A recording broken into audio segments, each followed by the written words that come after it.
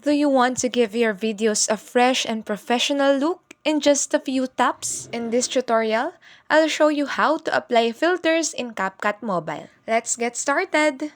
Step number 1, open CapCut Mobile and create new project or select an existing one. Import your photos or videos and make sure they are arranged in the timeline before applying a filter. Second is to tap on your clip to open the editing tools. Then select filters from the bottom menu. You will find a variety of categories including portrait, landscape, movie, food, and retro, each offering different visual styles. The third step is to choose and adjust a filter. Browse through the available filters and tap on one to preview the effect. Once you found the style you like, use the intensify slider to increase or decrease the strength of the filter. Now is the time to play your video to see how the filter looks throughout the entire clip. And that's how you apply filters in CapCut Mobile.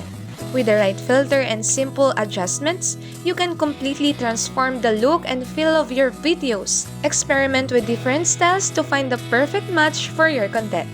Thanks for watching and happy editing! If you found this video helpful, don't forget to like, share, and subscribe. God bless us all.